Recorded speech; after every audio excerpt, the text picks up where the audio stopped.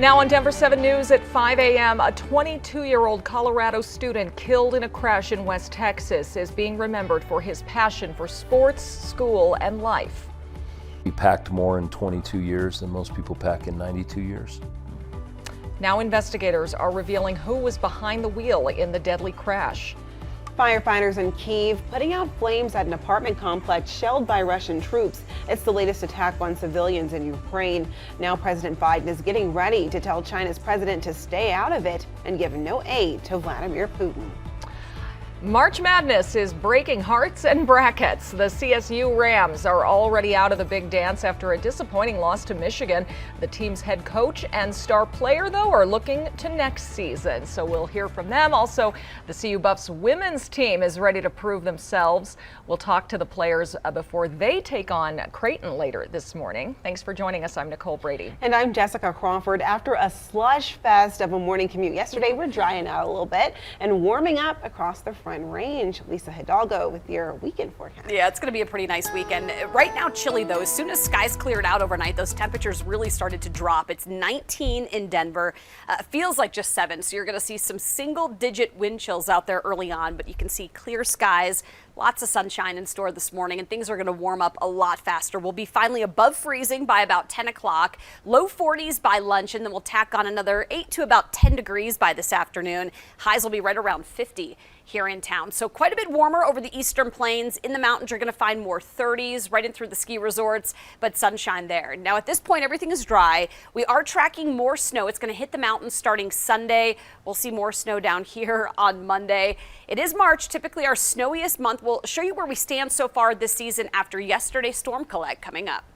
And if you are going northbound on 225 this morning, I want you to be aware of a crash that happened. It's right now in the left shoulder up here up top. Make sure you slow down and move over if you are driving right by that. Let's take a look at the map so you can see exactly where that is. So that is right there on the map, just in case you need to conceptualize it a little bit. Now your drive times to and from the airport looking good this morning. I did check security times as well. Some looking better than others. I would check that. Maybe use the North Security. Just a little tip right there. Now some construction projects as well. That Central 70 project is underway. They're reconstructing a 10-mile stretch of I-70, so be aware of that. Also 17th, both eastbound and westbound is closed between Harrison and Colorado Boulevard. That should reopen at the end of March. Drive times in the metro, though, you're looking good this morning. All right, Colette, thanks. Investigators say the driver who caused a horrific crash in West Texas was just 13 years old. The vehicle crashed into a van carrying members of the University of the Southwest men's and women's golf teams. 9 people were killed, including 22-year-old Jackson Zinn from Westminster. Denver 7's Veronica ACOSTA joining us live. And Veronica, his life was cut short, but he's leaving a big legacy behind. He was the person that made you feel better if you were around him. This is just one of the many ways that Jackson Zinn's pastor described him. A young man who said it was fun, loved interacting with those around him, and of course loved his mom, dad, and sisters. He was bigger than life. I mean, he was just a loving, compassionate, driven, competitive, wonderful young man. You'll be hard-pressed to find anything about him that isn't positive. And that's Rick Long, the lead pastor at Grace Church. He says Jackson's parents called him about Jackson's death Tuesday at 3 in the morning. He said he stayed on that phone call with those parents, listening, crying, praying with them. They talked about his love for golf and the bond that built between him and his dad.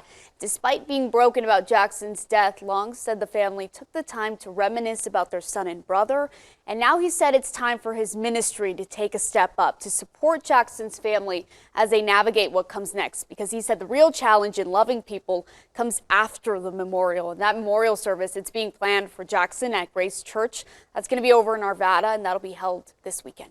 In studio, Veronica ACOSTA, Denver 7. Veronica, thank you. Turning now to the war in Ukraine. At 7 o'clock our time, President Biden is scheduled to tell his Chinese counterpart not to assist Russia in any way or risk sanctions. Overnight, Russia fired 6 missiles at the western city of Lviv. The city is near the Polish border and has been relatively untouched by Russian attacks. Ukraine's military says of the 6 missiles fired, it intercepted 2. Lviv has become the main gathering place for displaced displaced Ukrainians. An estimated 200,000 people who fled their homes have moved into the city, hoping to eventually make their way to the border. U.S. officials saying Ukraine's military resistance is stalling Russian troops from advancing on the ground. Russian troops haven't made any progress towards Ukraine's capital, Kyiv, since last Friday. Now, the Kremlin is relying on longer-range missile systems in order to do damage across the country. Secretary of State Antony Blinken says he agrees with President Biden that Russia is committing war crimes by intentionally targeting civilians. He worries Moscow might be setting the stage to use a chemical weapon and will falsely blame Ukraine to justify escalating its attacks. And this morning, we're hearing from a Colorado man and his Ukrainian wife who are staying in Lviv now. Joe and Dasha Reimers have been helping others with food, transportation, and housing. They spoke with CNN last night. Dasha's parents and grandmother are in Mariupol, an area that has been heavily targeted by the Russians. Well, this week, Russians bombed a theater there, being used as a shelter for hundreds. They spoke to Dasha's dad. So we know that they're fine the moment we talk to them, and then after that we wait until we hear from them again. But when we talked to him yesterday, he said it was a miracle that God was protecting them, but it's a miracle that they're all still alive. Dasha's family is staying in a church in Mariupol where they are caring for some of the elderly who couldn't leave. Dasha says she's proud to be Ukrainian and proud of all of those who are fighting for their country. Boulder County leaders will head to court today with the group questioning how the county chose the contractor to lead the Marshall Fire debris removal. The group is no longer standing in the way of the county signing a contract with the company, but it still wants to question county leaders how they arrived at the decision to hire that particular company. Another community group, Marshall Together, has also filed a motion so the court can hear fire victims' concerns. And the deadline is approaching to apply for disaster assistance if you were affected by the Marshall Fire. Boulder County says March 31st is the last day to apply. This is for people whose homes were damaged or destroyed, or for people who were displaced because of smoke or ash contamination. The county will give out financial aid by appointment through April 22nd. You can find a link to apply on Boulder County's website. The CU women's team is getting their first March Madness test today. The 7-seed Buffs are taking on 10-seed Crichton for round 1 of the NCAA tournament. The team is ready to show their competitors what their program has become. We wanted to put Colorado back on the map of being, that national championship stage, and this is what kids dream about, playing basketball, coming to the NCAA tournament, and just doing big things. So hopefully this is our first step. They did a wonderful job building us from the ground up, and I think Maya and the veterans, we worked really hard together as a unit to grow the culture and to grow the program. I think it helped us also grow into young women that we are today.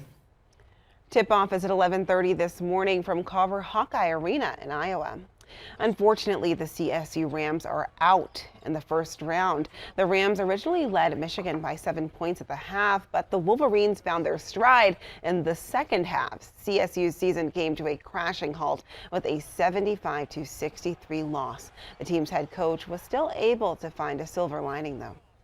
When the dust settles for these guys, and they don't want to hear it right now, but it's been an incredible season. I mean, the work that these guys have put in to come in here and believe in us and believe in what we're doing, and to come back to have an incredible season, earn the highest seed in the history of the school, and I think it's just awesome stuff. For us to do it and flip a team from 12-20 to 25-6 in about 3 years or 4 years is very impressive. Man, I just can't wait till the off season and we're getting back together and trying to do this again.